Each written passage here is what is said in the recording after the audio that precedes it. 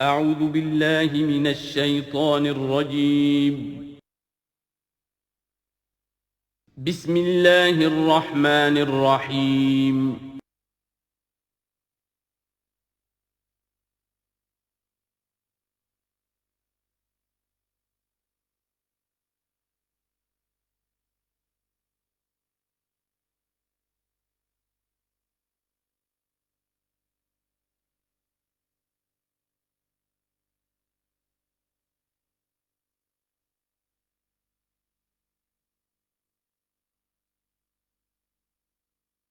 بسم اللہ اولہ و آخرہ۔ سورہ بقرہ کے ترجمے اور مختصر تشریح کے اختتام کے بعد اب ہمیں مکی اور مدنی صورتوں کے اس پہلے گروپ میں جو دو جوڑے مدنی صورتوں کے ہیں ان میں سے پہلے جوڑے کی دوسری صورت کا مطالعہ کرنا ہے۔ یہ سورہ آل عمران ہے۔ جیسا کہ اس سے قبل بھی میں آپ کو بتا چکا ہوں کہ جوڑے ہونے کی نسبت یہ ہے کہ ان دونوں چیزوں میں گہری مشابہت بھی ہو، مرد اور عورت بہت مشابہت بھی ہے لیکن کچھ فرق بھی ہو، اور جو فرق ہو وہ ایسا ہو کہ جس سے ایک دوسرے کے لیے کمپلیمنٹری ہو، ایک دوسرے سے مل کر کسی مقصد کی تکمیل ہوتی ہو۔ یہ نسبت زوجیت کی حقیقت ہے۔ اب آپ دیکھیں گے مشابہتیں جو ہیں بہت نمایاں جو سورہ بقرہ میں اور سورہ آل عمران میں ہیں کہ دونوں شروع ہوئی ہیں الف لام میم سے۔ دونوں کے شروع میں قرآن مجید کی عظمت کا بیان ہے،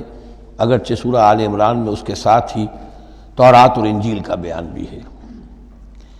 دونوں کے اختتام پر بڑی عظیم آیات آئی ہیں۔ وہ آیت ہم پڑھ چکے ہیں جو سورہ بقرہ کے اختتام پر آئی ہے، جو کہ ایک عظیم دعا پر مشتمل ہے، عظیم ترین دعاؤں میں سے اس کو شمار کیا جا سکتا ہے۔ ربنا لا تؤاخذنا ان نسینا واخطانا۔ سورہ آل عمران کے آخری رکوع میں بھی ایک نہایت جامع دعا آئی ہے، وہ 3-4 آیتوں میں پھیلی ہوئی ہے، بڑی جامع دعا ہے۔ پھر جیسے میں نے آپ کو بتایا کہ سورہ بقرہ میں بھی یہ سورۃ الامتین ہے، دو امتوں سے بحث کر رہی ہے، گفتگو کر رہی ہے، خطاب کر رہی ہے۔ یہی معاملہ سورہ آل عمران کا بھی ہے، لیکن یہ فرق ہے کہ سورہ بقرہ میں زیادہ گفتگو ہے یہود کے بارے میں، اور سورہ آل عمران میں زیادہ گفتگو ہے نصارہ کے بارے میں۔ تو گویا کہ اس طرح وہ تکمیل ہو رہی ہے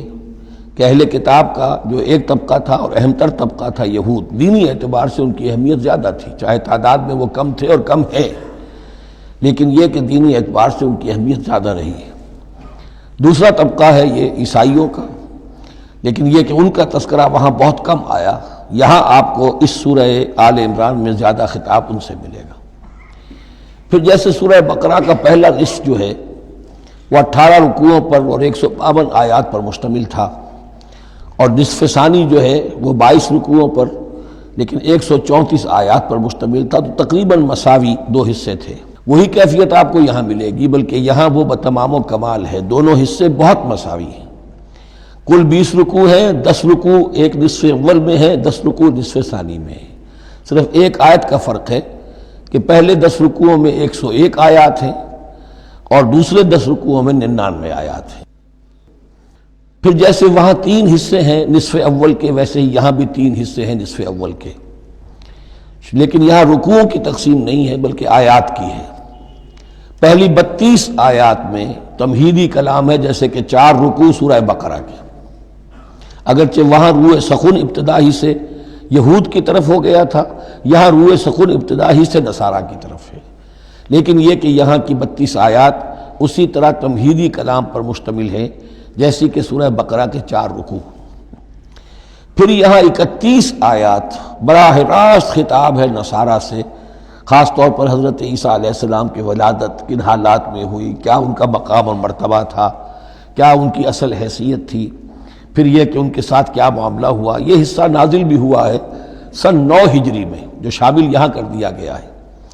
حالانکہ اس سورہ مبارکہ کا اکثر و بیشتر حصہ جو ہے وہ سن 3 ہجری میں غزوہ احد کے بعد نازل ہوا ہے، لیکن یہ کہ یہ حصہ جو ہے 31 آیات پر مشتمل نازل ہوا سن 9 ہجری میں۔ نجران ایک بستی تھی عرب کے جنوب میں یمن کی طرف، اور وہاں عیسائی آباد تھے، تو وہاں کے عیسائیوں کے سردار اور ان کے جو بڑے لاٹ پادری تھے وہ کچھ 70 عیسائیوں کا ایک وفد لے کر آئے حضور کی خدمت میں مدینہ منورہ میں، بات سمجھنے سمجھانے کے لیے کہ آپ کس بات کی دعوت دے رہے ہیں، اور کئی دن مقیم رہے اور بات پوری سمجھ بھی لی، خاموش بھی ہو گئے، پھر بھی بات نہیں مانی تو حضور نے مباہلے کی دعوت دی، اس چیلنج کو قبول کیے بغیر وہاں سے چلے گئے۔ لیکن یہ کہ بہرحال انہوں نے جو ترتیب جس شدت کے ساتھ ہونی چاہیے تھی ان کی طرف سے وہ بھی نہیں کی، یہ شرافت کا انہوں نے مظاہرہ کیا۔ بہرحال یہ 9 رکوع، یہ جو 31 آیات ہیں سن 9 میں نازل ہوئیں۔ یہی نوٹ کر لیجئے کہ سورہ بقرہ کی بھی ایک بات میں بتانے سے میں بھول گیا اس وقت، کہ یہ جو سود سے متعلق احکام ہیں، جو رکوع ہے، جو 38واں رکوع ہے سورہ بقرہ، یہ بھی تقریباً سن 9 میں نازل ہوا ہے۔ گویا کہ وہ مشابہت بھی موجود ہے کہ اگرچہ سورہ بقرہ کا اکثر و بیشتر حصہ غزوہ بدر سے قبل نازل ہوا، لیکن اس میں بھی کچھ آیات وہ ہیں جو سن 9 ہجری میں نازل ہوئی ہیں اور سود کے بارے میں آخری حکم ہے۔ اسی طریقے سے یہاں جو یہ نجران کے عیسائیوں سے خطاب کے لیے جو آیات نازل فرمائی گئیں، یہ سن 9 میں نازل کی گئیں، لیکن شامل ہے سورہ آل عمران میں، کہ جس کا اکثر و بیشتر حصہ سن 3 ہجری میں غزوہ احد کے بعد نازل ہوا ہے۔ پھر جیسے سورہ بقرہ کے نصف اول کا جو آخری تیسرا حصہ تھا، وہ 15واں، 16واں، 17واں، 18واں رکوع، اس میں یہ کہ حضرت ابراہیم کا ذکر تھا، خانہ کعبہ کا ذکر تھا، اسی طریقے سے وہی بات یہاں ملے گی آپ کو۔ اور یہاں اب اہل کتاب کو دعوت دی گئی ہے اسی انداز میں جیسے کہ وہاں 16ویں رکوع میں سورہ بقرہ کے دی گئی ہے۔ یہ تیسرا حصہ جو ہے نصف اول کا، یہ 38 آیات پر مشتمل ہے، بہت جامع آیات ہیں، بہت اہم آیات ہیں۔ اس کے بعد نصف ثانی شروع ہو جاتا ہے جس میں کہ یا ایھا الذین آمنوا، جیسے 19ویں رکوع سے شروع ہوا سورہ بقرہ میں، یا ایھا الذین آمنوا استعینوا بالصبر والصلاۃ ان اللہ مع الصابرین، یہاں اب یہ 11واں رکوع جو ہے وہ شروع ہوگا، یا ایھا الذین آمنوا اتقوا اللہ حق تقاتہ ولا تموتن الا وانتم مسلمون۔ یہ جو نصف ثانی کے 10 رکوع ہیں، ان کی تقسیم یہاں پر عمودی ہے، افقی نہیں ہے۔ پھر تقسیم کر سکتے ہیں، پہلے 2 رکوعوں میں زیادہ خطاب مسلمانوں سے ہے، اور پھر اگرچہ روئے سخن جو ہے پھر اہل کتاب کی طرف بھی ہے۔ پھر 6 رکوع مسلسل ہیں غزوہ احد کے حالات پر مشتمل، جو مسائل سامنے آئے ان پر تبصرہ، جو مسلمانوں سے غلطیاں ہوئیں ان پر گرفت، آئندہ کے لیے ہدایات۔ تو یہ پورے 60 آیات ہیں تقریباً، اور 6 رکوعوں پر پھیلی ہوئی ہیں۔ یہ سب کے سب یوں سمجھیے کہ قرآن مجید کا ایک مستقل باب ہے، چیپٹر ہے غزوہ احد، اس کا عنوان ہو سکتا ہے۔ لیکن قرآن میں اس طرح سے چیپٹر بنائے نہیں گئے ہیں، بلکہ یہ صورتیں ہیں کہ جو میں نے جیسا کہ ابتدا میں عرض کیا تھا تعارف قرآن کے ضمن میں، کہ یہ مجموعہ خطبات الہیہ ہے، ایک خطبہ نازل ہو رہا ہے اور اس کے اندر جو مضامین آ رہے ہیں، لیکن ان میں ربط اور ترتیب ہے۔ اس ربط اور ترتیب پر توجہ اب تک کم ہوئی ہے، لیکن اب اس دور میں قرآن حکیم کے علم و معرفت کا یہ پہلو بھی اب زیادہ نمایاں ہوا ہے کہ اس میں بڑا نظم ہے، نظام القرآن، اس کے اندر تنظیم ہے، اس میں آیات کا آپس میں ربط ہے، سورتوں کا سورتوں سے ربط ہے، اور ایسے ہی یہ جو ہے الٹب کلام نہیں ہے۔ پھر آخری 2 رکوع، وہ ان میں سے ایک تو جو ہے آخری رکوع وہ تو بہت ہی جامع ہے، اور اس میں وہ عظیم دعا بھی آئی ہے، اور فلسفہ ایمان کے بارے میں اہم ترین بحث ہے کہ جو اس مقام پر آئی ہے۔ اور اس طریقے سے، اور جو اس سے پہلے کا رکوع ہے 19واں رکوع، وہ بھی در حقیقت کنکلوڈنگ جس کو کہا جاتا ہے، سم اپ کرتے ہوئے پوری سورہ مبارکہ کے مضامین کو، بڑے جامع مضامین پر مشتمل ہے۔ تو اس طرح آپ دیکھیں گے، اور جگہ جگہ آپ دیکھیں گے کہ بعض اوقات تو الفاظ وہی آ رہے ہیں، وہی انداز ہے۔ وہاں بھی کہا گیا تھا مسلمانوں تم کہو ہم ایمان رکھتے ہیں اللہ پر اور جو کچھ ہم پر نازل کیا گیا اور جو کچھ ابراہیم پر اور اسحاق پر، وہی آپ کو آیات یہاں بھی ملیں گی۔ حضرت ابراہیم کا ذکر وہاں ہے، یہاں بھی ملے گا۔ یہود پر ضربت علیہم الذلۃ والمسکنہ والی آیت وہ یہاں بھی آئے گی۔ ذرا ترتیب کا فرق ہے، یہ متشابہ کہلاتے ہیں، قرآن مجید میں متشابہ، اور یہ حفاظ کے لیے مشکل ترین مقام ہوتے ہیں کہ تیزی میں روانی میں وہ اس سے مشابہ جو مقام ہے وہ ادھر منتقل ہو جاتے ہیں۔ لیکن مضامین کے اندر آپ کو اتنی گہری مناسبت نظر آئے گی کہ جس کو میں نے تشبیہ دی ہے زوجیت، کہ ظاہر بات ہے کہ ہر حیوان کا جوڑا جو ہوتا ہے وہ یوں سمجھیے کہ 90% تو ایک دوسرے سے مشابہ ہوں گے، لیکن یہ کہ ان میں 5-10% کا فرق بھی ہوگا، اور وہ فرق بھی ایسا ہوگا کہ جو دونوں کے جمع ہونے سے کوئی نیا مقصد پیدا ہو رہا ہے اس سورہ مبارکہ کا، سورہ آل عمران کا۔ یہ اور یاد کر لیجئے کہ میں نے آپ کو بتایا تھا کہ نبی اکرم صلی اللہ علیہ وسلم نے ان دونوں صورتوں کو ایک نام دیا ہے۔ جیسے آخری جو دو صورتیں ہیں قرآن مجید کی، ان کو ایک نام دیا گیا معوذتین، قل اعوذ برب الفلق قل اعوذ برب الناس۔ ان دونوں صورتوں کو ایک نام دیا گیا الزہراوین، دو نہایت تابناک اور روشن صورتیں۔ تو یہ اس میں تمہیدی کلام میں بس اسی پر اکتفا کر کے اب ہم آگے مطالعہ شروع کرتے ہیں۔ اعوذ باللہ من الشیطان الرجیم، بسم اللہ الرحمن الرحیم۔ الف لام میم، اللہ لا الہ الا هو الحی القیوم، نزل علیک الکتاب بالحق مصدقا لما بین یدیہ وانزل التوراۃ والانجیل من قبل هدى للناس وانزل الفرقان ان الذين كفروا بآيات الله لهم عذاب شديد والله عزيز ذو انتقام صدق الله العظيم۔ رب اشرح لي صدري ويسر لي امري واحلل عقدة من لساني يفقهوا قولي۔ اللهم ربنا الهمنا رشدنا واعذنا من شرور انفسنا، اللهم ارنا الحق حقا وارزقنا اتباعه وارنا الباطل باطلا وارزقنا اجتنابه، اللهم وفقنا لما تحب وترضى، اللهم ربنا انس وحشتنا في قبورنا وارحمنا بالقرآن العظيم، اللهم اجعله لنا اماما ونورا وهدى ورحمة، اللهم ذكرنا منه ما نسينا وعلمنا منه ما جهلنا وارزقنا تلاوته آناء الليل وآناء النهار واجعله لنا حجة یا رب العالمین آمین۔ الف لام میم یہ حروف مقطعات ہیں جن کے بارے میں اجمالی گفتگو سورہ بقرہ کے آغاز میں ہم کر چکے ہیں۔ اللہ لا الہ الا هو الحی القیوم، یہ الفاظ آیت الکرسی کے آغاز میں سورہ بقرہ میں آ چکے ہیں۔ ایک بات نوٹ کر لیجئے کہ ایک حدیث میں آتا ہے کہ اللہ کا ایک اسم اعظم ہے کہ جس کے حوالے سے اگر کوئی چیز اللہ سے مانگی جائے تو وہ ضرور دیتا ہے، لیکن اس کو حضور نے بتایا نہیں کہ وہ اسم اعظم کون سا ہے۔ کچھ اشارے کیے، جیسے رمضان میں ایک شب ہے لیلۃ القدر جو 1000 مہینوں سے افضل ہے، تعین کے ساتھ نہیں بتایا وہ کون سی، تاکہ تلاش کرو، زیادہ ذوق و شوق کا معاملہ ہو۔ لیکن جو اشارات آپ نے کیے ہیں اس سے اندازہ ہوتا ہے، چونکہ یہ فرمایا گیا کہ یہ 3 صورتوں میں ہے، سورہ بقرہ میں، سورہ آل عمران میں اور سورہ طٰہٰ میں، وہ الفاظ الحی القیوم جو مشترک ہیں، سورہ بقرہ میں آیت الکرسی میں آئے ہیں، آل عمران میں یہاں دوسری آیت میں موجود ہیں، اور سورہ طٰہٰ کے بھی شروع کے اندر موجود ہیں۔ نزل علیک الکتاب بالحق، اس نے نازل فرمائی ہے، اس اللہ نے جس کے سوا کوئی معبود نہیں، جو الحی ہے القیوم ہے۔ اس میں اشارہ ہو رہا ہے اس کلام کی عظمت کی طرف کہ جان لو یہ کلام کس کا ہے، کس نے اتارا ہے۔ نزل علیک الکتاب بالحق، اس نے نازل فرمائی ہے یہ کتاب اے نبی آپ پر حق کے ساتھ، اور یہاں نوٹ کیجیے نزلہ ہے، نزلہ ینزل تنزیلا، انزلہ نہیں آیا ہے، مصدقا لما بین یدیہ، اور یہ تصدیق کرتے ہوئے آئی ہے اس کی جو اس کے سامنے موجود ہے، تورات اور انجیل۔ اور یہ کہ 2 اعتبارات سے تصدیق ہے کہ یہ قرآن تصدیق کرتا ہے ان کی کہ وہ اللہ کی کتابیں تھیں جن میں تحریف ہو گئی، لیکن یہ کہ قرآن اور حضور مصداق بن کر آئے ہیں ان پیشین گوئیوں کا جو ان کتابوں میں تھی۔ وَأَنزَلَ التَّوْرَاةَ وَالْإِنجِيلَ مِن قَبْلُ هُدًى لِلنَّاسِ، اسی طرح اللہ نے اس سے پہلے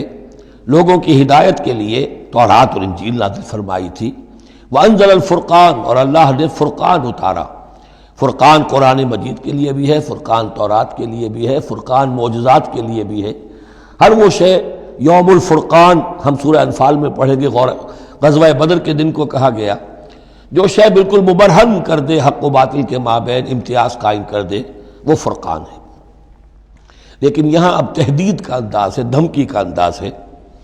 ان الذین کفروا بآیات اللہ،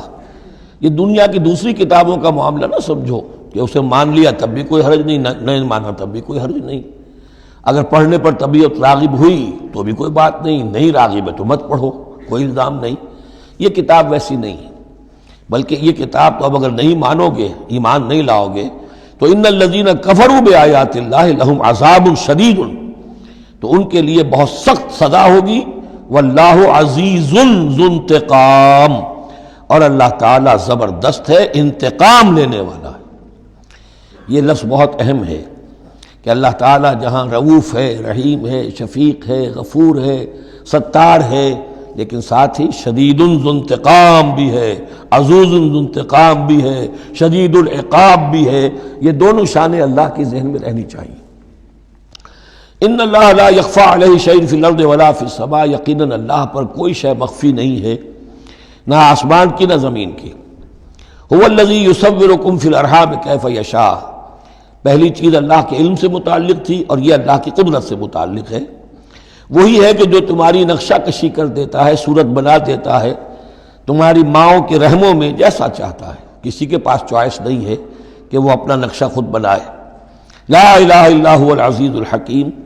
اس کے سوا کوئی معبود نہیں، اور یہ کہ وہی العزیز ہے اور الحکیم ہے۔ هو الذی انزل علیک الکتاب منہ آیات محکمات ہن ام الکتاب واخر متشابہات، وہی ہے جس نے آپ پر یہ کتاب نازل فرمائی۔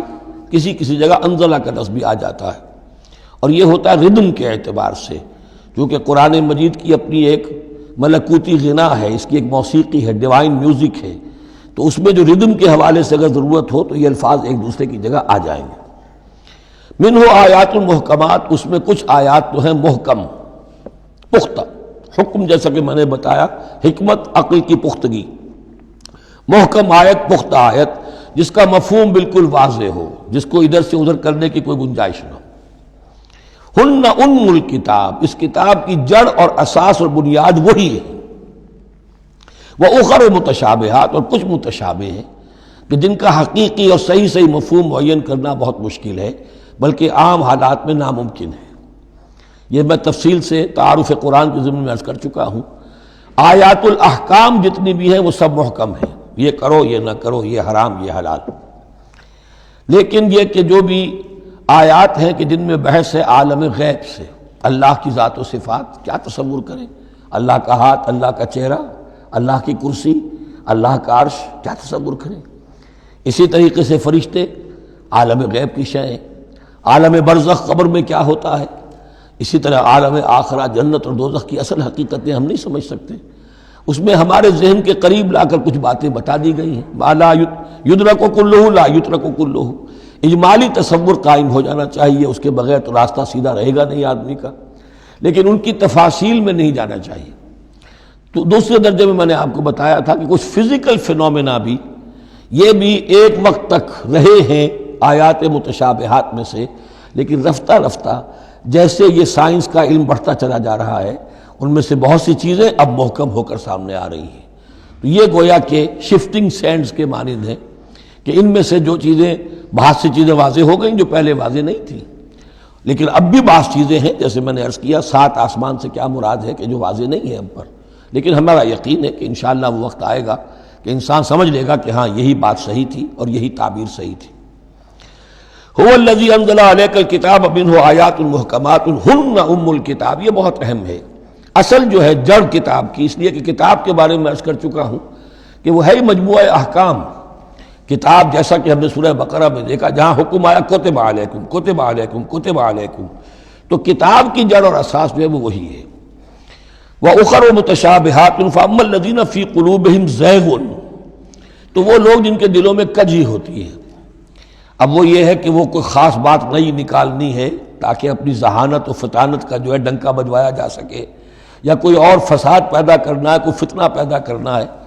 ذہن ٹیڑھا ہو چکا ہے، اب اس ٹیڑھے ذہن کے لیے کوئی دلیل چاہیے قرآن سے، اب وہ متشابہات کے چکر میں لگیں گے، ان کے پیچھے پڑیں گے کہ کسی کے مفہوم کو میں اپنے من پسند مفہوم کی طرف موڑ سکوں۔ فَأَمَّا الَّذِينَ فِي قُلُوبِهِمْ زَيْغٌ فَيَتَّبِعُونَ مَا تَشَابَهَ مِنْهُ، تو وہ لوگ کہ جن کے دلوں میں کجی ہے وہ پیچھے لگتے ہیں ان کے کہ جو متشابہ ہیں ان میں سے، ابتغاء الفتنۃ، یا تو فتنہ اٹھانا چاہتے ہیں فتنے کی تلاش میں، وابتغاء تاویلہ،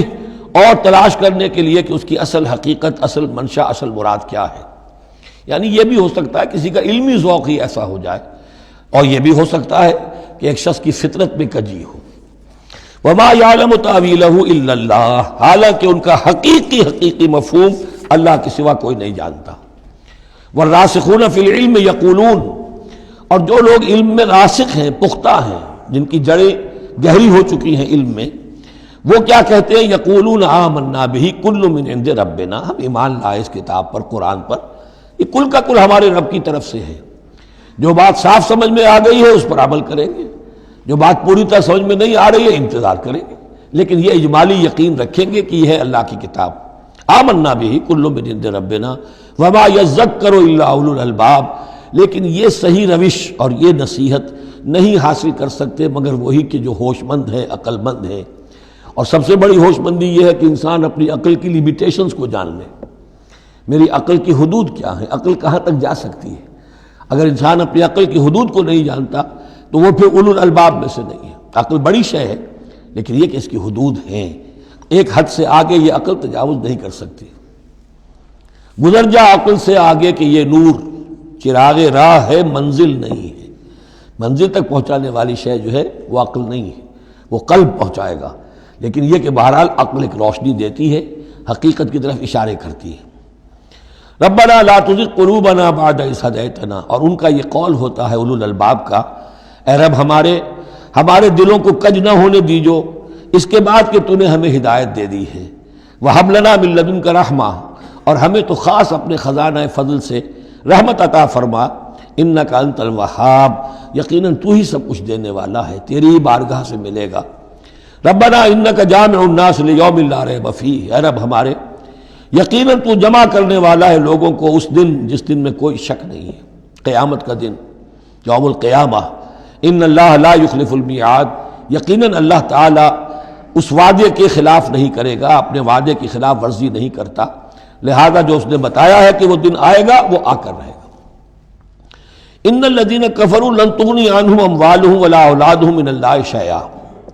اب یہ ذرا تحدی کا انداز ہے، چیلنج کا انداز ہے۔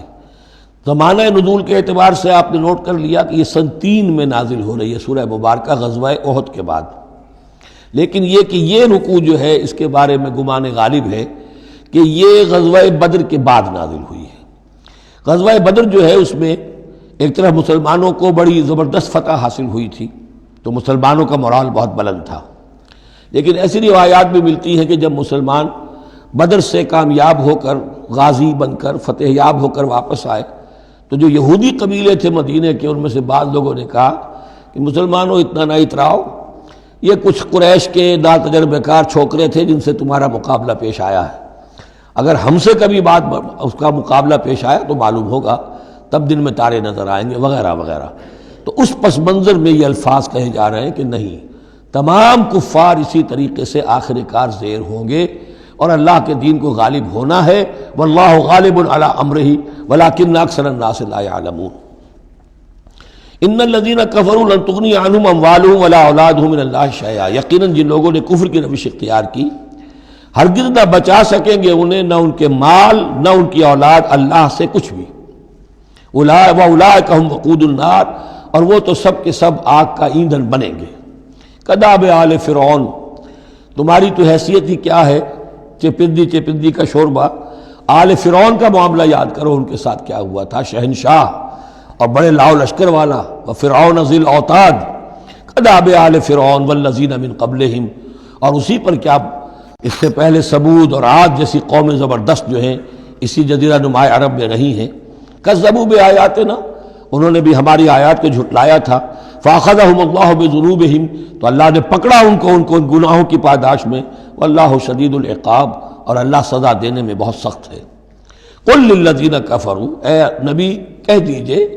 ان لوگوں سے جو کفر کی روش اختیار کر رہے ہیں، ستغلبون وتحشرون الی جہنم،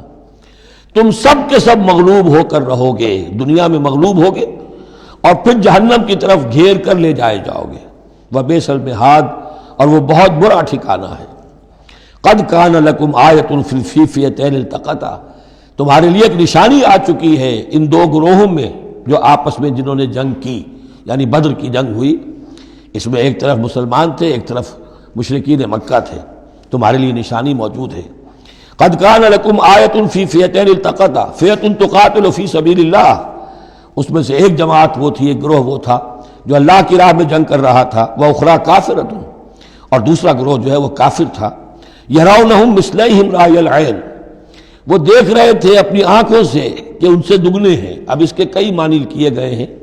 ایک یہ بھی ہے کہ مسلمانوں کو تو کھلم کھلا نظر آ رہا تھا کہ ہم سے دگنی فوج ہے، بلکہ 3 گنی تھی۔ بعض روایات میں ایسا بھی آتا ہے کہ اللہ تعالیٰ نے کفار پہ ایسا روب طاری کر دیا تھا غزوہ بدر میں کہ انہیں نظر یہ آ رہا تھا کہ مسلمان ہم سے دگنے ہیں۔ تو ایسا ہو جاتا ہے، انسان کی سماعت اور بصارت پر ایسا اثر ہو جائے، تو اللہ تعالیٰ نے یہ کیا، وہ بھی بعض روایات ہیں۔ واللہ یؤید بنصرہ من یشاء، اور اللہ تائید فرماتا ہے اپنی نصرت سے جس کی چاہتا ہے۔ ان فی ذلک لعبرۃ، اس میں یقیناً ایک عبرت ہے، سبق آموزی ہے، لأولی الابصار، لیکن یہ عبرت اور سبق آموزی صرف ان کے لیے ہوتی ہے کہ جو آنکھیں رکھتے ہوں، جن کے اندر جو ہے دیکھنے کی صلاحیت موجود ہو۔ اب یہ آج بڑی اہم آ رہی ہے فطرت انسانی کے اعتبار سے۔ ظاہر بات ہے کہ چونکہ یہاں خاص طور پر میں نے عرض کیا تھا کہ یہود کی طرف ایک جو ہے وہ ایک روح سخن موجود ہے اہل کتاب کی طرف، اور اس واقعے کے اندر تو خاص طور پر جن لوگوں کے اندر کہ یہ دنیا کی محبت زیادہ شدید ہوتی ہے، تو اس کا ایک اثر بتا رہے ہیں کہ یہ واقعتاً اللہ نے فطرت انسانی میں رکھی ہے، اس لیے کہ یہ دنیا جو ہے اسے اللہ نے چلانا ہے، اس کی رونقیں رکھنی ہے جب تک اس کی مرضی ہے، قیامت تک تو اسے آباد رکھنا ہے۔ اولاد پیدا ہوگی تو دنیا قائم رہے گی، نسل چلے گی، مرد اور عورت کی ایک دوسرے کے ساتھ کشش ہوگی تو اولاد پیدا ہوگی، اور یہ تمام چیزیں جو ہیں، دولت کی کوئی طلب ہوگی تو آدمی محنت کرے گا، مشقت کرے گا، کمائے گا۔ تو اس لیے یہ چیزیں فطرت انسانی میں ہیں، یہ بیسک اینیمل انسٹنکٹس ہیں۔ بس ضرورت اس بات کی ہوتی ہے کہ ان انسٹنکٹس کو دبا کر رکھا جائے، اللہ کی محبت، اللہ کی شریعت کو اس سے بالا تر رکھا جائے، بس یہ نہیں ہے کہ ان کو ختم کر دیا جائے۔ سیلف اینیہیلیشن اسلام میں نہیں ہے، یہ رہبانیت ہے کہ اپنے نفس کو کچل دو، ختم کر دو، نہیں، سیلف کنٹرول، اپنے آپ کو کنٹرول میں رکھو۔ یہ منہ زور گھوڑا ہے نفس انسانی کا، لیکن جتنا طاقتور گھوڑا ہوگا اتنا ہی آپ کے لیے تیز دوڑنا جو ہے وہ آسان ہوگا، لیکن جتنا منہ زور اور طاقتور گھوڑا ہے اتنا ہی اسے قابو میں رکھنے کی ضرورت بھی ہے، ورنہ اگر اس کے رحم و کرم پر سوار آ گیا تو جہاں چاہے گا پٹخنی دے دے گا۔ تو اس اعتبار سے سیلف کنٹرول ہو، گھوڑا پورا قابو میں ہو۔ البتہ یہ ہے کہ سیلف کو، اپنے نفس کو، اس کو کچل ڈالنا، سیلف اینیہیلیشن، یہ اسلام میں نہیں۔ زین للناس حب الشہوات من النساء، مزین کر دی گئی ہے لوگوں کے لیے ایک تو محبت جو ہے، شہوت کی محبت خواتین کے بارے میں۔ اب دیکھیے یہاں بھی قرآن مجید گویا کہ ایک طرح سے تائید کر رہا ہے فرائڈ کی۔ اس کے نزدیک سب سے پورٹنٹ فیکٹر جو ہے، سب سے پورٹنٹ جو موٹیو ہے انسان کا، وہ سیکس ہے، اور یہاں بھی اللہ تعالیٰ نے سب سے پہلے اسی کا ذکر کیا ہے۔ اگرچہ میرے نزدیک ضروری نہیں ہے، اس لیے کہ دوسری جگہوں پر پیٹ جو ہے، معاشی ضرورت یہ اس سے بھی سخت ہو جاتی ہے، لیکن یہ کہ واقعتاً یہ حضور نے بھی فرمایا ہے صلی اللہ علیہ وسلم، ما ترکت بعدی فتنۃ اضر علی الرجال من النساء، میرے بعد اب مردوں کے لیے عورتوں کے فتنے سے بڑا فتنہ اور کوئی نہیں ہے۔ ان کی محبت جو ہے وہ انسان کو کہاں سے کہاں لے جاتی ہے۔ بلعام بن باورہ یہود کے اندر ایک بہت بڑا عالم اور فاضل شخص تھا، ایک عورت کے چکر میں آ کر اور وہ شیطان کا پیرو بن گیا۔ وہ قصہ آئے گا سورہ اعراف کے اندر۔ تو واقعہ یہ ہے، لیکن ایک فطرت کے اندر ہے تو صحیح، محبت تو ہے۔ زین للناس حب الشہوات من النساء والبنین، اور بیٹے انسان کو بہت پسند ہیں، بیٹے ہوں، اس کا نام چلتا رہے، بڑھاپے کا سہارا بنے۔ والقناطیر المقنطرۃ من الذهب والفضہ، اور یہ کہ خزانے ہوں جمع کیے ہوئے سونے کے اور چاندی کے۔ والخیل المسومۃ، اور گھوڑے ہوں، بڑے نسل والے گھوڑے جو ہیں جن پر کے نشان لگے ہوئے ہوتے ہیں، پیڈگری ہوتی ہے ان کی۔ والانعام، اور مویشی ہوں، مال جو ہے پنجاب میں اور سرائکی کے علاقے میں مال کہتے ہی جانوروں کو ہیں، ان حیوانات کو ہیں مال مویشی۔ والانعام والحرث، اور کھیتی۔ ذالک متاع الحیات الدنیا، بس جو نقطہ اعتدال ہے وہ یہ ہے کہ جان لو یہ ساری چیزیں اس دنیا کی زندگی کا ساز و سامان ہے۔ اس زندگی کے لیے ضروریات کی حد تک ان سے فائدہ اٹھانا، اس میں کوئی بری بات نہیں، لیکن واللہ عندہ حسن المآب، لیکن اللہ کے پاس ہے اچھا لوٹنا۔ وہ جو ہے جو اللہ کے پاس ہے اس کے مقابلے میں یہ کچھ بھی نہیں۔ اگر یہ ایمان بالآخرہ ہے تو پھر تو انسان ان تمام چیزوں کو، اپنے تمام جذبات و میلانات کو ایک حد کے اندر رکھے گا، اس سے آگے نہیں آنے دے گا۔ لیکن اگر ان میں سے کوئی ایک شے بھی اتنی زوردار ہو گئی اس کی محبت کہ آپ کے دل کے اوپر اس کا قبضہ ہو گیا تو بس آپ گئے، اب وہی ند ہے،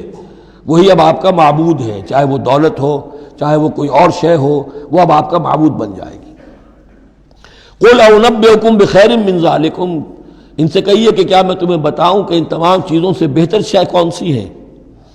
لِلَّذِينَ اتَّقَوْا عِندَ رَبِّهِمْ جَنَّاتٌ تَجْرِی مِن تَحْتِهَا الْأَنْہَارُ خَالِدِینَ فِیہَا، وہ لوگ کہ جو اپنے رب کا تقوی اختیار کرتے رہے۔ تقوی یہی ہے کہ اپنے نفس کا بھی حق ہے دو، اِنَّ لِنَفْسِکَ عَلَیکَ حَقًّا، لیکن ناجائز راستے سے نہیں۔ تمہارے پیٹ کا بھی حق ہے، اس کا ادا کرو، لیکن عقل حلال سے۔ تمہاری اولاد کا تم پر حق ہے، اِنَّ لِنَفْسِکَ عَلَیکَ حَقًّا وَإِنَّ لِزَوْجِکَ عَلَیکَ حَقًّا وَإِنَّ لِزَوْرِکَ عَلَیکَ حَقًّا، تمہارے ملاقاتی آتے ہیں ان کا بھی تم پر حق ہے، وہ حقوق ادا کرو، لیکن اللہ سے اوپر کسی حق کو فائق نہ کر دینا، بس یہ ہے اصل بات۔ اگر تو یہ اگر حفظ مراتب نہ کنی زندگی، اگر یہ حفظ مراتب نہیں ہوگا تو گویا کہ اب آپ گئے، دین اور دنیا سب گئی۔ تو للذین اتقوا عند ربہم جنات، ان کے لیے ایسے باغات ہیں تجری من تحتہا الانہار، جن کے دامن میں ندیاں بہتی ہوں گی، خالدین فیہا، اس میں وہ ہمیشہ رہیں گے، وازواج مطہرۃ،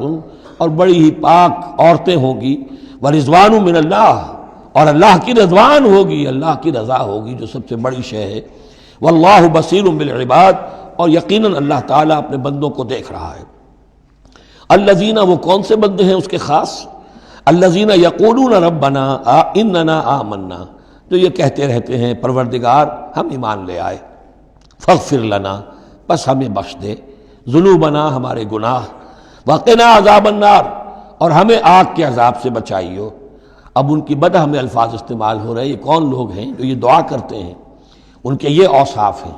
اور اس میں گویا کہ تلقین ہے، اگر اللہ سے یہ دعا کرنا چاہتے ہو کہ اللہ تمہیں تمہارے گناہ بخش دے اور تمہیں جہنم کے عذاب سے بچائے، تو یہ اوصاف اپنے اندر پیدا کرو۔ الصابرین والصادقین والقانتین والمنفقین والمستغفرین بالاسحار، صبر کرنے والے اور راست باز۔ راست بازی میں راست گوئی بھی ہے، راست کردار بھی ہے، عمل بھی آپ کا صحیح صحت پر ہو، درستی پر ہو، اور قول بھی صحیح اور درست ہو۔ والقانتین، فرما بردار، والمنفقین، اللہ کی راہ میں خرچ کرنے والے، والمستغفرین بالاسحار، اور جو جس کو آپ کہتے ہیں small hours of the morning, وہ جو سحر کا وقت ہے، سحری کا وقت ہے، اس میں استغفار کرنے والے۔ ایک تو نمازیں ہیں جو 5 نمازیں ہیں، لیکن خاص وہ وقت جو ہے اس میں جب کہ فرمایا گیا ہے کہ رات کے آخری حصے میں اللہ تعالیٰ نزول فرماتا ہے سمائے دنیا تک، اور پھر ایک ندا ہوتی ہے، حل من مستغفر فاغفر لہ، حل من سائل فاعطیہ، ہے کوئی استغفار کرنے والا کہ میں اسے معاف کر دوں، ہے کوئی کچھ مانگنے والا کہ میں اسے عطا کر دوں۔ ہم تو مائل بکرم ہے، کوئی سائل ہی نہیں، راہ دکھلائیں کسے، رہرو منزل ہی نہیں۔ شاہد اللہ انہ لا الہ الا هو والملائکۃ واولو العلم قائما بالقسط، اللہ خود گواہ ہے کہ اس کے سوا کوئی معبود نہیں، سب سے بڑی گواہی تو اللہ کی ہے، والملائکۃ، اور سارے فرشتے گواہ ہیں، واولو العلم، اور اولو العلم بھی اس پر گواہ ہیں۔ یہ اولو العلم جو ہے، اولو الالباب، اولو العلم الذین یعقلون، یہ وہ لوگ ہیں کہ جو ان کائناتی آیات کے حوالے سے اللہ کو پہچان لیتے ہیں اور اس کو مان لیتے ہیں کہ وہی معبود برحق ہے۔ جو ہم نے 20ویں رکوع کی پہلی آیت پڑھی تھی سورہ بقرہ کی، ان فی خلق السماوات والارض واختلاف اللیل والنہار والفلک التی تجری فی البحر بما ینفع الناس، اور یہ تمام بہت سے فینومینا آف دی نیچر بیان کر کے لآیات لقوم یعقلون، تو جو یعقلون ہیں، جو اولو الالباب ہیں، اولو العلم ہیں، وہ بھی گواہ ہیں کہ اللہ کے سوا کوئی معبود نہیں۔ لیکن یہاں جو اہم ترین لفظ ہے وہ اب آ رہے ہیں، قائما بالقسط، وہ قسط اور عدل کا قائم کرنے والا ہے۔ وہ جو میں نے کل عرض کیا تھا کہ ہم بھی سمجھتے ہیں کہ اللہ عدل قائم کرتا ہے اور عدل کرے گا، البتہ یہ کہ اہل سنت کے نزدیک یہ کہنا جو ہے سوء ادب ہے کہ اللہ پر عدل کرنا واجب ہے، اللہ پر کسی شے کا وجوب نہیں، لیکن اللہ کو عدل پسند ہے، اللہ کو واللہ یحب المقسطین، اللہ خود بھی عدل فرمائے گا، لا الہ الا هو العزیز الحکیم، اس کے سوا کوئی معبود نہیں ہے، وہ زبردست ہے، کمال حکمت والا۔ ان الدین عند اللہ الاسلام، دین تو اللہ کے نزدیک پسندیدہ اور اللہ تعالیٰ کے ہاں منظور شدہ دین ایک ہی ہے، وہ الاسلام ہے۔ یہ صورت اس اعتبار سے، اور یہ بھی سورہ بقرہ اور سورہ آل عمران کے حوالے سے آپ سمجھ لیجئے، سورہ بقرہ میں ایمان پر زیادہ زور ہے۔ آمن الرسول بما انزل الیہ من ربہ، ایمانیات، شروع میں بھی ایمانیات، درمیان میں آیا بر میں ایمانیات۔ اس سورہ مبارکہ میں اسلام پر زیادہ زور ہے۔ اب ان دونوں میں بھی ایک نسبت ہے خاص، جس کو بے تفصیل میں جانے کا موقع نہیں ہے۔ ان الدین عند اللہ الاسلام، آگے چل کر آیت آئے گی وَمَن يَبْتَغِ غَيْرَ الْإِسْلَامِ دِينًا فَلَن يُقْبَلَ مِنْهُ، اگر کوئی شخص اسلام کے سوا کسی دین کو قبول کرے گا وہ اس کی جانب اللہ کے ہاں منظور نہیں ہوگا۔ وَمَا اخْتَلَفَ الَّذِينَ أُوتُوا الْكِتَابَ إِلَّا مِن بَعْدِ مَا جَاءَهُمُ الْعِلْمُ بَغْيًا بَيْنَهُمْ، یہ اسلام ہمیشہ سے چلا آ رہا ہے، حضرت آدم سے اسلام چلا آ رہا ہے۔ یہ وہی آیات جو تھی، آیت الاختلاف، اس کا گویا کہ خلاصہ آ گیا۔ اور جن لوگوں نے اختلاف کیا ہے، یہ پگڈنڈیاں نکالی ہیں، غلط راستوں پر مڑ گئے ہیں، تو یہ اس کے بعد کہ ان کے پاس علم آ چکا تھا، اور اصل سبب بغیم بینہم، ضدم ضدہ، دی ارج ٹو ڈومینیٹ۔ ومن یکفر بآیات اللہ، اور جو کوئی اللہ کی آیات کا انکار کرتا ہے، فإن اللہ سریع الحساب، تو اللہ تعالیٰ کو حساب لیتے دیر نہیں لگے گی، وہ بڑی تیزی کے ساتھ حساب لے لے گا۔ فإن حاجوک، پھر اے نبی اگر یہ آپ سے محاجہ کرتے ہیں، حجت بازی کرتے ہیں، دلیل بازی کرتے ہیں، مناظرے کرتے ہیں، فقل، تو آپ تو آخری بات کہہ دیجئے دو ٹوک،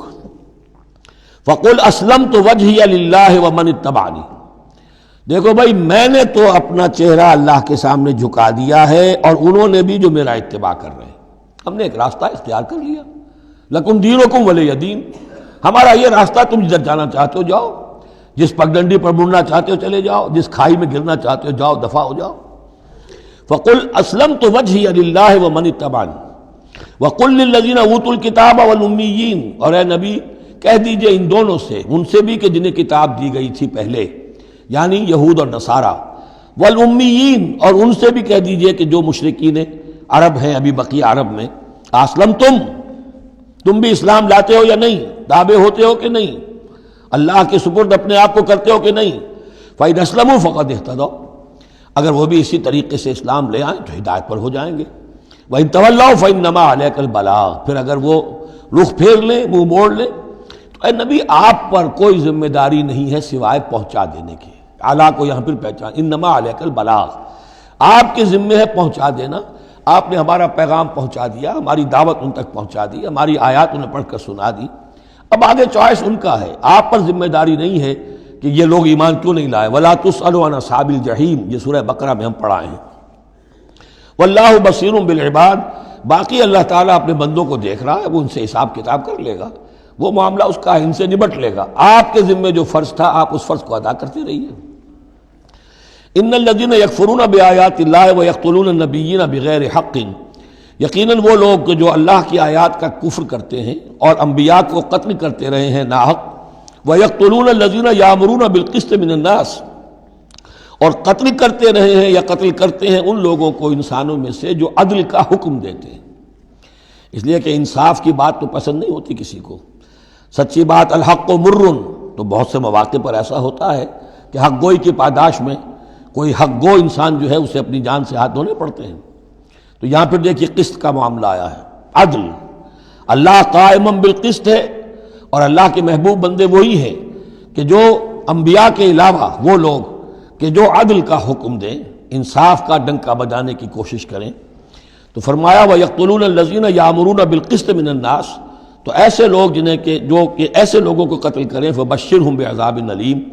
تو اے نبی انہیں بشارت سنا دیجئے دردناک عذاب کی۔ اس میں ایک طنز ہے، بشارت، عذاب کی بشارت، یہ طنزیہ کلام ہے۔ اولئک الذین حبطت اعمالہم فی الدنیا والآخرہ، یہ وہ لوگ ہیں کہ جن کے تمام اعمال دنیا اور آخرت میں حبط ہو گئے۔ قریش کو یہ زعم تھا کہ ہم خادم کعبہ ہیں اور ہمارے پاس جو ہے یہ لوگ آتے ہیں، حج کرتے ہیں، ہم ان کی دعوت کرتے ہیں، کھانا کھلاتے ہیں، پانی پلاتے ہیں، سقایا ہے، تو ہماری اتنی خدمتیں ہیں، اللہ تعالیٰ کے ہاں جو ہے ہمیں بہرحال ان خدمتوں کے حساب میں ہمیں بخش دیا جائے گا۔ فرمایا وہ سارے اعمال حبط ہو جائیں گے اگر وہ شکل نہیں ہے۔ اگر تو صحیح صحیح پورے دین کو اختیار کرو گے تو ٹھیک ہے، ورنہ یہ کہ اولئک الذین حبطت اعمالہم فی الدنیا والآخرہ، بڑے سے بڑے چیریٹی کے کام کیے ہوں، چیریٹیبل انسٹیٹیوشنز قائم کر دی ہوں، کوئی حیثیت نہیں رکھتی اللہ کے نگاہ میں۔ وما لہم من ناصرین، اور ان کا پھر کوئی مددگار نہیں ہوگا۔ الم تر الی الذین اوتوا نصیبا من الکتاب، کیا تم نے غور نہیں کیا ان لوگوں کی حالت پر جنہیں کتاب کا ایک حصہ دیا گیا تھا؟ اوتو مجہول کا صیغہ، یہ جیسا کہ میں نے عرض کیا جہاں کوئی مذمت کا پہلو ہوتا ہے تو اس میں یہ مجہول کا صیغہ آتا ہے۔ جنہیں کتاب کا ایک حصہ دیا گیا تھا، یدعون الی کتاب اللہ لیحکم بینہم، اب انہیں بلایا جاتا ہے اللہ کی کتاب کی طرف کہ وہ ان کے مابین فیصلہ کرے۔ ثم یتولی فریق منہم وہم معرضون، پھر ان میں سے ایک گروہ جو ہے پیٹھ موڑ لیتا ہے اعراض کرتے ہوئے، یعنی یہ کہ مانتے بھی ہیں کتاب کو لیکن اس کے فیصلے کو تسلیم کرنے کے لیے تیار نہیں۔ ذالک بانہم قالوا لن تمسنا النار الا ایاما معدودات، یہ مضمون آ چکا ہے سورہ بقرہ میں۔ یہ کیوں ڈھٹائی ہو رہی ہے کہ مانتے بھی ہیں اور پھر عمل نہیں کر رہے؟ انہیں بتایا جاتا تم اس کتاب پر ایمان رکھتے، اس میں یہ لکھا ہے یہ سود حرام ہے، کیا کر رہے ہو، یہ شے حرام ہے، کس کام میں لگے ہوئے ہو؟ لیکن نہیں،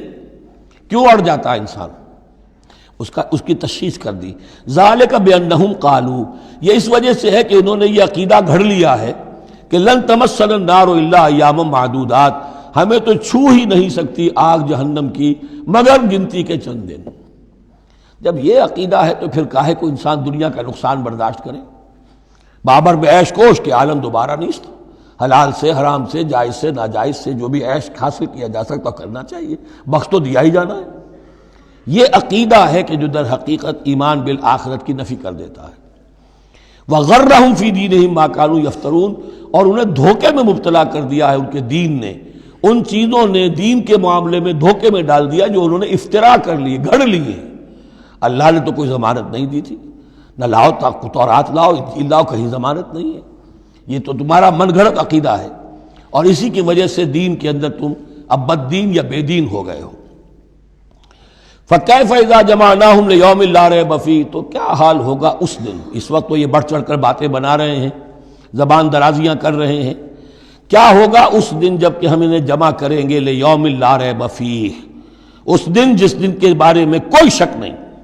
وَوُفِّيَتْ كُلُّ نَفْسٍ مَا كَسَبَتْ، اور پھر ہر ذی نفس کو، ہر جان کو، ہر انسان کو پورا دے دیا جائے گا جو کچھ اس نے کمائی کی ہوگی۔ وَهُمْ لَا يُظْلَمُونَ، اور ان پر کوئی زیادتی نہیں ہوگی۔ اب اس کے بعد پھر ایک بڑی عظیم دعا آ رہی ہے۔ اس سورہ مبارکہ میں دعائیں بہت ہیں،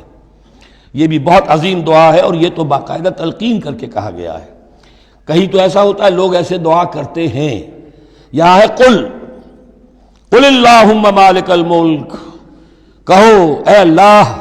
جو تمام بادشاہت کا مالک ہے، مالک الملک ہے، کل ملک اس کے اختیار میں ہے،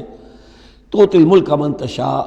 تو حکومت اور اختیار دیتا ہے جس کو چاہتا ہے، وتنزع الملک ممن تشاء، اور سلطنت چھین لیتا ہے جس سے چاہتا ہے، وتعز من تشاء، اور تو عزت دیتا ہے جس کو چاہتا ہے، وتذل من تشاء، اور تو ذلیل کر دیتا ہے جس کو چاہے۔ بیدک الخیر، تیرے ہاتھ میں سب خوبی ہے، اس کے دونوں معنی ہیں، کل خیر خوبی تیرے ہاتھ میں ہے، دوسرے ایک تیرے ہاتھ میں خیر ہی خیر ہے۔ بسا اوقات انسان جسے اپنے لیے شر سمجھ بیٹھتا ہے وہ بھی اس کے لیے خیر ہوتا ہے۔ آسان تحبوا شیئا وہو شر لکم، وآسان تکرہوا شیئا وہو خیر لکم، انک علی کل شیء قدیر، یقیناً تو ہر چیز پر قادر ہے۔ تولج اللیل فی النہار، تو رات کو لے آتا ہے دن میں پرو کر، وتولج النہار فی اللیل، اور پھر دن کو نکال لاتا ہے رات میں سے پرو کر، وتخرج الحی من المیت، اور تو نکالتا ہے زندہ کو مردہ سے، وتخرج المیت من الحی، اور تو نکالتا ہے مردہ کو زندہ سے۔ اس کی بہترین مثال مرغی اور انڈا، مرغی میں جان نہیں ہے لیکن اسی میں سے چوزہ برآمد ہوتا ہے، زندہ ہے، اور وہ مرغی جو ہے وہی انڈا دے رہی ہے، تو گویا کہ اللہ تعالیٰ کے ہاں وہ چیز چل رہی ہے، تخرج الحی من المیت وتخرج المیت من الحی، وترزق من تشاء بغیر حساب، اور تو دیتا ہے جس کو چاہتا ہے بے حد و حساب۔ لا يتخذ المؤمنون الکافرین اولیاء من دون المؤمنین، اہل ایمان نہ بنائیں اپنے دوست کافروں کو، اولیاء ایسا دوست جو قلبی دوست ہو، جو رازدار بھی ہو جاتے ہیں، پشت پناہ بھی ایک دوسرے کے سمجھے جاتے ہیں، یہ تعلق کفار کے ساتھ اختیار کرنے کی اجازت نہیں ہے۔ ایک اچھا رویہ ہو، ظاہری مدارات ہوں، آپ ان سے اچھے کلچرڈ طریقے پر بات کریں، تہذیب کے ساتھ، یہ اور بات ہے، لیکن دلی محبت، قلبی رشتہ، جذباتی تعلق، ان کی ایک ایسے باہمی مدد کا ایک رشتہ قائم کر لینا، پشت پناہ ہونے کا رشتہ بنا لینا، اس کی اجازت نہیں ہے۔ لا يتخذ المؤمنون الکافرین اولیاء من دون المؤمنین، اہل ایمان کو چھوڑ کر ان کے ساتھ یہ رشتہ قائم کرنا اللہ کو پسند نہیں ہے۔ ومن يفعل ذلك فليس من الله في شيء، اور جو کوئی بھی یہ حرکت کرے گا پھر اس کا اللہ کے ہاں کوئی مقام نہیں ہوگا، کوئی رشتہ اللہ کا پھر اس کے ساتھ نہیں رہے گا۔ اللہ کے دشمنوں کے ساتھ تمہاری دوستی ہے تو ظاہر بات ہے کہ پھر اللہ کے ساتھ تمہارا کوئی تعلق نہیں رہا۔ الا ان تتقوا منهم تقا، سوائے یہ کہ تم ان سے بچاؤ کرنا چاہو، بچاؤ کے لیے بعض اوقات ایسے حالات ہوتے ہیں کہ کھلے مقابلے کا بھی موقع نہیں ہے، تو آپ طرح دے رہے ہیں، آپ وقت جو ہے یو آر بائنگ ٹائم، تو اس میں کوئی ظاہری خاطر مدارات کا مسئلہ بھی ہو جائے تو کوئی حرج نہیں ہے، لیکن یہ کہ مستقل واقعی قلبی محبت قائم کر لینا یہ جائز نہیں ہے۔ ویسے یہ کہ اسی پھر آیت کے اسی الفاظ کو ہمارے ہاں اہل تشیع نے تقیہ کی جڑ بنا دیا ہے، لیکن انہوں نے اسے پہنچا دیا اس حد تک کہ جھوٹ بھی بولو، اپنے عقائد بھی چھپا لو، اور اس کے لیے دلیل یہاں سے لاتے ہیں، لیکن یہ بالکل ایک دوسری شکل ہے کہ یہ صرف ایک ظاہری مدارات کی حد تک، ایک حد تک، یہ نہیں کہ آپ جھوٹ بولنے پر آ جائیں اور آپ ایک چیز کو چھپانے پر آ جائیں، بس یہ ہے کہ آپ اس وقت تک جیسے ہم پڑھ چکے ہیں سورہ بقرہ میں کہ اگرچہ یہ یہودی جو ہیں ان کے دلوں کے اندر آگ بھری ہوئی ہے تمہارے خلاف، لیکن یہ فصفحوا فاعفوا واصفحوا، ابھی ذرا درگزر کرتے رہو، ابھی فوری طور پر ان کے ساتھ جو ہے معاملہ کوئی مقابلے وغیرہ کا شروع کرنا مناسب نہیں۔ اس حد تک مصلحت بینی تو صحیح ہے، لیکن یہ نہیں کہ جھوٹ بولا جائے معاذ اللہ۔ وَيُحَذِّرُكُمُ اللَّهُ نَفْسَهُ، اور اس میں بھی اب اور نرمی کر دی، اللہ تمہیں ڈراتا ہے اپنے آپ سے، اللہ سے ڈرو، یعنی کسی اور سے ڈر کر خواہ صرف خاطر مدارات کر لینا بھی صحیح نہیں ہے، لیکن یہ کہ بہرحال ضرورت ہے، کسی وقت مصلحت ہے تو کرو، لیکن یہ کہ اصل تمہارے دل میں خوف اللہ کا رہنا چاہیے۔ وَإِلَى اللَّهِ الْمَصِيرُ، اور اللہ ہی کی طرف تمہیں لوٹ جانا ہے۔ قُلْ إِن تُخْفُوا مَا فِي صُدُورِكُمْ وَتُبْدُوهُ يَعْلَمُ اللَّهُ، یہ پھر وہی آیت آ گئی ہے جو سورہ بقرہ کے آخر میں آئی تھی، لِلَّهِ مَا فِي السَّمَاوَاتِ وَمَا فِي الْأَرْضِ وَإِن تُبْدُوا مَا فِي أَنفُسِكُمْ أَوْ تُخْفُوهُ يُحَاسِبْكُم بِهِ اللَّهُ، یہاں فرمایا قُلْ إِن تُخْفُوا مَا فِي صُدُورِكُمْ، کہہ دیجئے کہ اگر تم چھپاؤ جو کچھ کہ تمہارے سینوں میں ہے، أَوْ تُبْدُوهُ، یا تم اسے ظاہر کر دو، يَعْلَمُهُ اللَّهُ، اللہ تعالیٰ اس کو جانتا ہے۔ تمہارے ظاہر کرنے چھپانے سے اللہ سے کوئی تعلق نہیں ہے، ایک دوسرے سے چھپا سکتے ہو، ظاہر کر سکتے ہو، اللہ سے نہیں۔ وَيَعْلَمُ مَا فِي السَّمَاوَاتِ وَمَا فِي الْأَرْضِ، اور وہ جانتا ہے جو کچھ کہ آسمانوں میں اور زمین میں ہے۔ وَاللَّهُ عَلَىٰ كُلِّ شَيْءٍ قَدِيرٌ، اور اللہ تعالیٰ ہر چیز پر قادر ہے۔ یوم تجد کل نفس ما عملت من خیر محضرا، اس دن کا تصور کرو جس دن ہر جان، ہر نفس موجود پائے گا، حاضر کیا ہوا پائے گا ہر وہ عمل جو اس نے کیا ہوگا۔ فمن یعمل مثقال ذرۃ خیرا یرہ ومن یعمل مثقال ذرۃ شرا یرہ،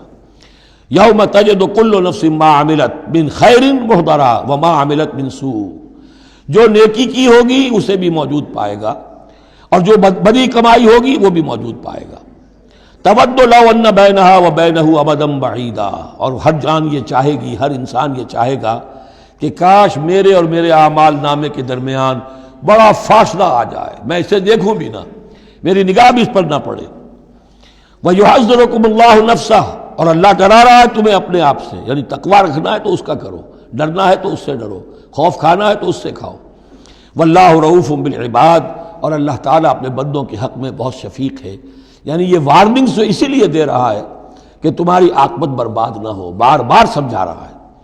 قُلْ إِن كُنتُمْ تُحِبُّونَ اللَّهَ، یہ آیت بہت معروف بھی ہے، مسلمانوں کو پسند بھی ہے، ہمارے ہاں جو وعظ ہوتے ہیں، تقاریر ہوتی ہیں تو اس کے اندر بہت کثرت سے کوٹ ہوتی ہے۔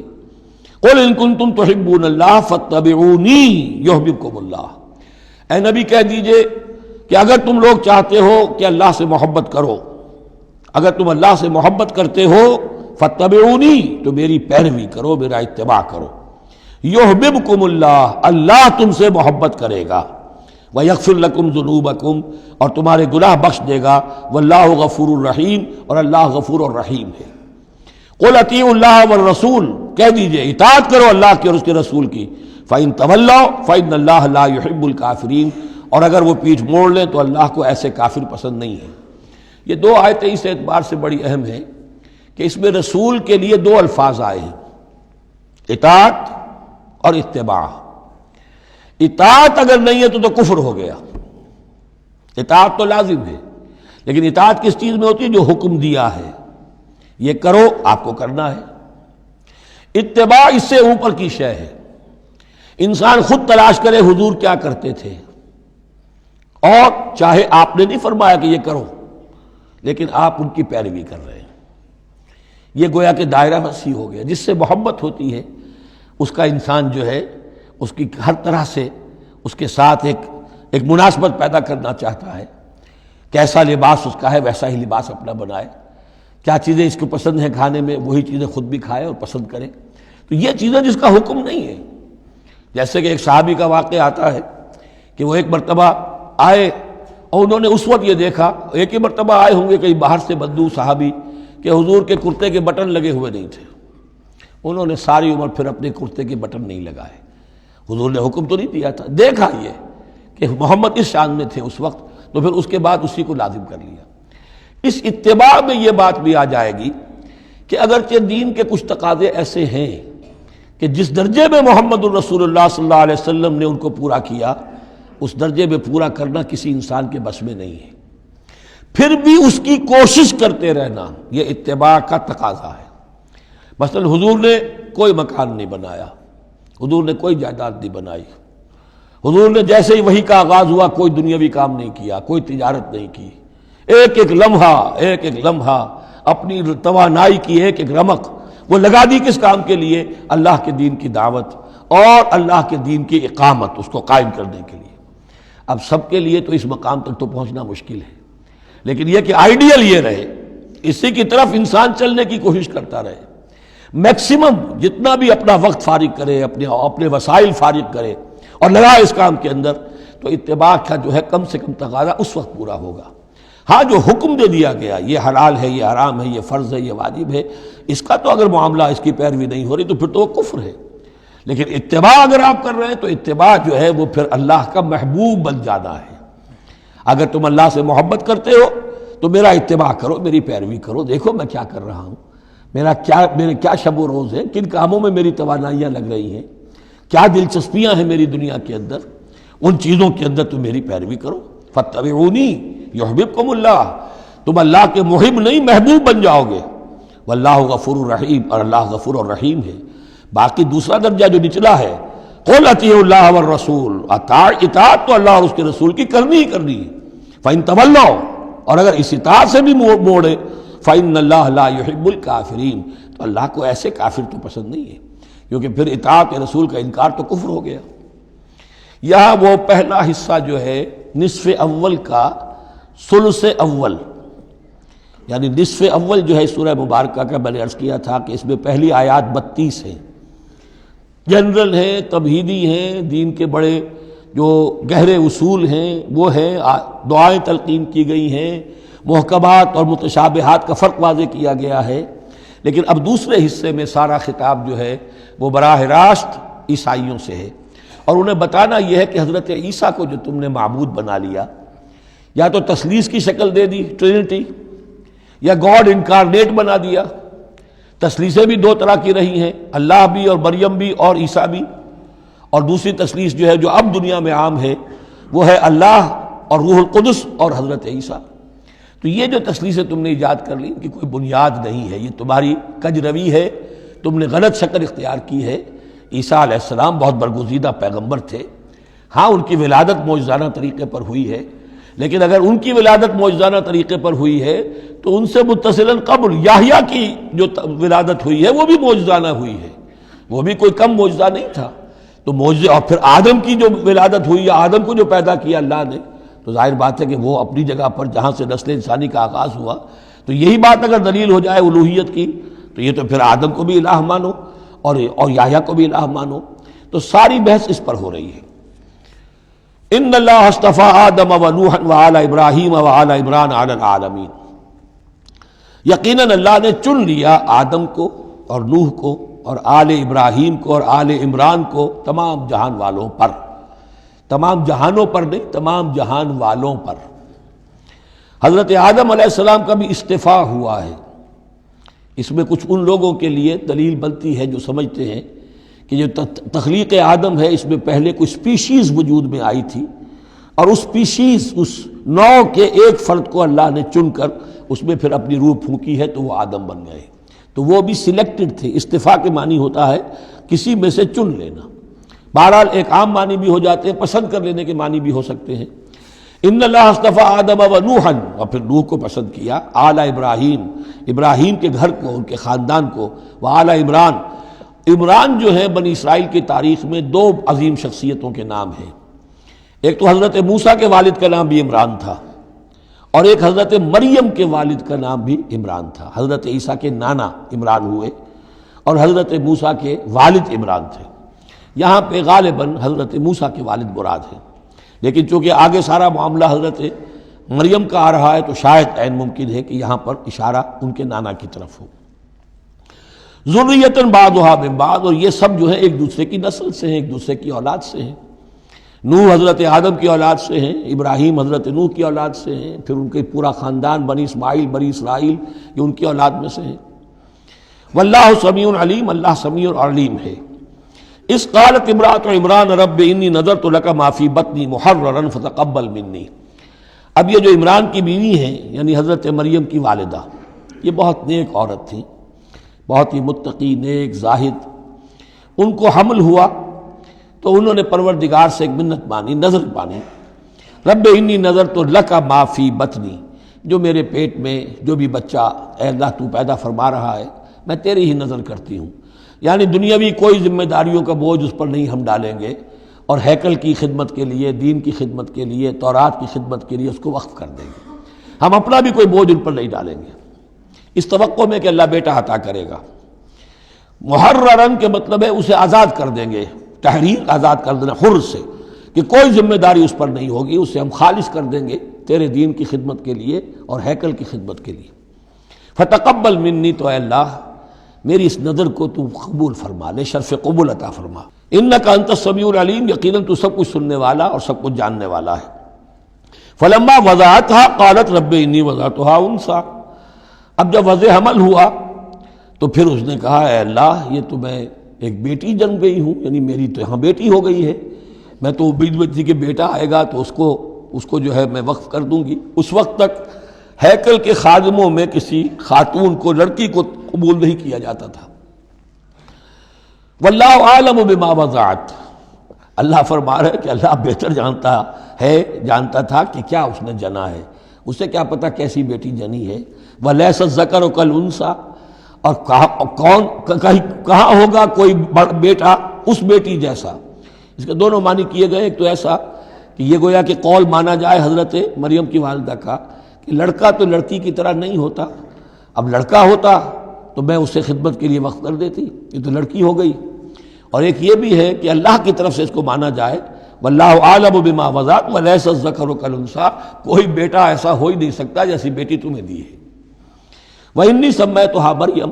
اور وہی اب ان کا کلام شروع ہوا ان کی والدہ کا مریم کی، میں نے اس کا نام مریم رکھا ہے۔ وَإِنِّي أُعِيذُهَا بِكَ، اور اے اللہ میں اسے تیری پناہ میں دیتی ہوں، وَذُرِّيَّتَهَا، اور جو بھی اس کی اولاد ہو، نسل ہو، اس کو بھی تیری پناہ میں دیتی ہوں، من الشیطان الرجیم، مردود شیطان کے حملے سے، کہ اللہ ان کو، مریم کو بھی اور اس کی آنے والی اولاد کو بھی تو بہت ہی اپنی حفاظت میں رکھیو، شیطان سے بچائیو۔ فتقبلها ربها بقبول حسن، تو قبول فرما لیا انہیں، یعنی حضرت مریم علیہ السلام کو ان کے رب نے بڑی ہی عمدگی کے ساتھ، قبول حسن، شرف قبول عطا فرمایا بڑی ہی خوبصورت انداز میں۔ وانبتها نباتا حسنا، اور ان کی پرورش کی بہت ہی عمدہ طریقے پر، بہت اعلیٰ طریقے پر۔ وکفلها زکریا، اور ان کو کفالت میں دے دیا، تربیت میں دے دیا حضرت زکریا کے۔ یہ حضرت زکریا جو ہیں یہ خالو تھے حضرت عیسیٰ علیہ السلام کے، حضرت مریم کے خالو۔ تو ہم ان کی تحویل میں، اور وہ اس وقت کے چیف کاہن تھے، chief priest of the temple, ہیکل سلیمانی کے وہی نبی بھی تھے، اور وہی وہاں کے سب سے بڑے جو ہیں، جو آج کل ہم سمجھتے ہیں مجاور وغیرہ، تو وہ مقام ان کا کاہنوں کا ہوتا تھا۔ وَكَفَّلَهَا زَكَرِيَّا كُلَّمَا دَخَلَ عَلَيْهَا زَكَرِيَّا الْمِحْرَابَ، جب کبھی بھی زکریا ان کے پاس جاتے تھے محراب میں، وجد عندها رزقا، وہ دیکھتے تھے محراب حجروں کی شکل کے اندر، جو جیسے بنے ہوتے ہیں مسجدوں کے ساتھ، تو ایسے ایک حجرہ ان کو دے دیا گیا کہ یہ اللہ کے لیے نظر کی گئی ہیں اور ان کو قبول کر لیا گیا ہے، تو اب ان کے لیے یہاں پر یہ حجرہ ہے، اس میں وہ رہتی ہیں۔ لیکن جب بھی وہ حجرے میں جاتے تھے تو دیکھتے تھے ان کے پاس کھانا، میوے رکھے ہیں بغیر موسم کے، اور بعض لوگوں کی رائے یہ بھی ہے کہ یہاں سے مراد مادی کھانا نہیں ہے بلکہ علم و حکمت، کہ جب حضرت زکریا ان سے بات کرتے تھے تو یہ کہ انہیں حیران رہ جاتے تھے کہ اس لڑکی کو یہ اس قدر حکمت کہاں سے مل گئی، اتنی معرفت کہاں اس کو حاصل ہوئی۔ قال یا مریم انا لک ھذا، وہ پوچھتے اے مریم یہ تمہیں کہاں سے چیزیں ملتی ہیں، یہ کھانے کہاں سے آ جاتے ہیں، یہ بے موسمی پھل کہاں سے آ جاتے ہیں، یا یہ علم و حکمت کی باتیں تمہیں کیسے معلوم ہوتی ہیں؟ قالت هو من عند اللہ، تو وہ کہتی تھی یہ سب اللہ کی طرف سے ہے، اس کا فضل ہے، اس کا کرم ہے۔ ان اللہ یرزق من یشاء بغیر حساب، یقیناً اللہ تعالیٰ جس کو چاہتا بغیر حساب عطا کرتا ہے۔ ہنالک دعا زکریا ربہ، ہنالک یہ بالکل اس طرح سے دیر اینڈ ڈن، جب یہ مشاہدہ ہوا حضرت زکریا کو تو انہوں نے بھی ایک دعا کی اپنے پروردگار سے، ہنالک دعا زکریا ربہ رب قال رب هب لي من لدنك ذرية طیبہ، اے اللہ مجھے بھی بڑی کوئی پاکیزہ اولاد عطا کر دے۔ بہت بوڑھے ہو چکے تھے، ان کی اہلیہ جو ہے وہ بھی بہت بوڑھی ہو چکی تھی، ضعیفہ تھی، اور ساری عمر بانجھ رہی تھی، لاولد تھے۔ یہ ساری تفصیل پھر سورہ مریم کے اندر مزید کھل کر آئے گی، اس لیے کہ یہی مضامین وہاں بیان ہوئے تھے مکی دور میں، جب کہ ہجرت حبشہ کے لیے مسلمان گئے تھے، تو وہاں جا کر سورہ مریم کی آیات جو ہیں وہ پھر حضرت عبداللہ ابن جعفر نے پڑھ کر سنائی تھی۔ اس مناسبت سے یہ مضامین آپ کو سورہ مریم میں بھی ملیں گے۔ ساری عمر بوڑھے رہے اور بے اولاد رہے، لیکن اب وہ ایک دبی ہوئی خواہش، چنگاری، وہ بھڑک اٹھی، اے اللہ اس بچی کو تو یہ کچھ دے سکتا ہے تو تیری قدرت ہے مجھے بھی ذریۃ طیبہ، پاکیزہ اولاد عطا فرما۔ انک سمیع الدعاء، یقیناً تو دعا کا سننے والا ہے۔ فنادت الملائکۃ، تو فرشتوں نے انہیں پکار کر کہا، ندا کی، وہو قائم یصلی فی المحراب، اور وہ کھڑے ہوئے نماز پڑھ رہے تھے اپنی محراب میں، ان کا بھی حجرہ تھا۔ ان اللہ یبشرک بیحییٰ، اللہ تعالیٰ تمہیں بشارت دیتا ہے زکریا یحییٰ کی، مصدقا بکلمۃ من اللہ، جو تصدیق کرے گا ایک ایسے شخص کی جو اللہ کا خاص کلمہ ہوگا، یعنی حضرت عیسیٰ، کلمۃ منہ، یہ بعد میں باتیں آئیں گی، وسیداً، اور سردار ہوگا، وحسوراً، اور تجرد کی زندگی گزارے گا، ونبیا من الصالحین، اور نبی ہوگا صالحین میں سے۔ یہاں نوٹ کر لیجئے کہ آخری مدح کا لفظ جو حضرت یحییٰ کے لیے آیا ہے وہ نبی ہے، نبیا من الصالحین۔ قال رب انا یکون لی غلام، ابھی خود دعا کر رہے تھے لیکن غالباً اس کی بڑی توثیق چاہ رہے ہیں اللہ سے، ری ایشورنس۔ کہا پروردگار میرے ہاں کیسے بیٹا ہو جائے گا، وقد بلغنی الکبر، جبکہ میں انتہائی بوڑھا ہو چکا ہوں، وامرأتی عاقر، اور میری بیوی جو ہے بانجھ رہی ہے۔ قال کذلک اللہ یفعل ما یشاء، تو انہوں نے کہا کہ اللہ نے فرمایا کہ اللہ کرتا ہے اسی طرح، یا فرشتوں نے جواب دیا جو چاہتا ہے کرتا ہے، اسے اسباب کی احتیاج نہیں ہے، اسباب اس کے محتاج ہیں، اللہ اسباب کا محتاج نہیں ہے۔ قال رب اجعل لی آیہ، انہوں نے عرض کیا پروردگار میرے لیے کوئی نشانی مقرر کر دے، مجھے معلوم ہو جائے کہ واقعی ایسا ہونا ہے اور واقعی یہ کلام جو میں سن رہا ہوں تیری طرف سے ہے۔ قال آیتک الا تکلم الناس ثلاثۃ ایام الا رمزا، اللہ نے فرمایا کہ اب نشانی یہ ہے تمہارے لیے کہ اب 3 دن تک تم لوگوں سے گفتگو نہیں کر سکو گے سوائے اشارے کنائے کے،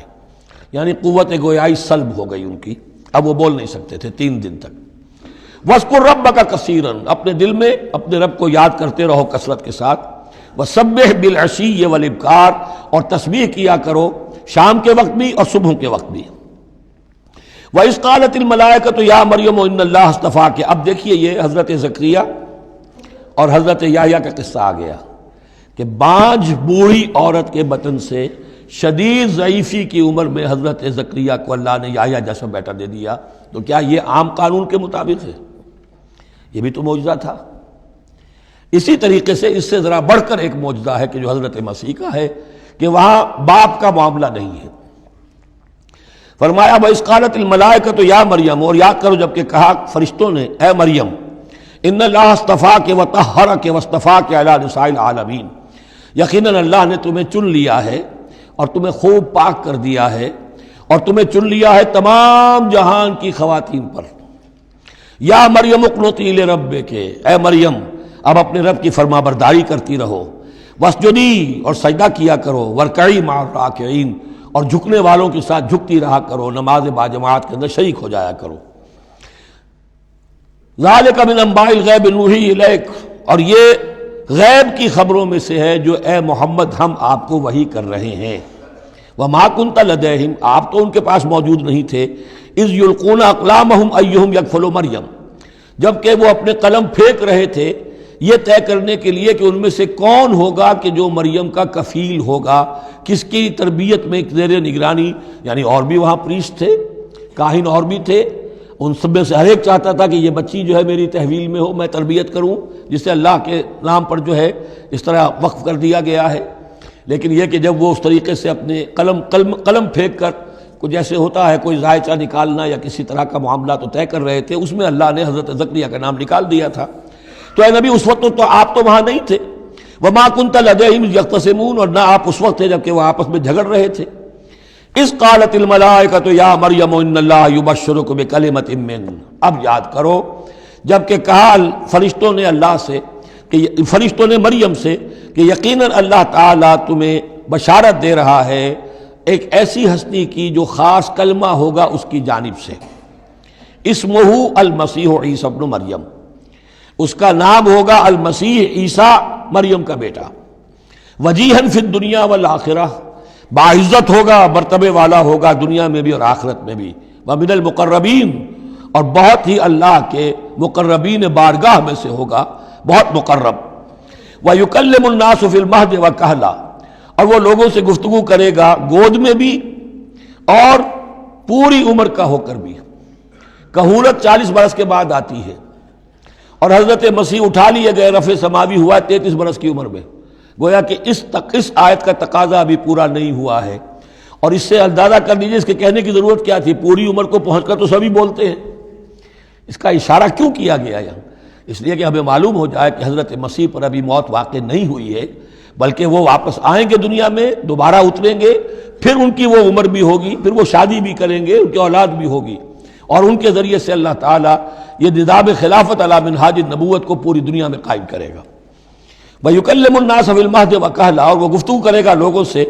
اپنے گود میں بھی، تمہاری گود میں بھی، پگھوڑے میں بھی،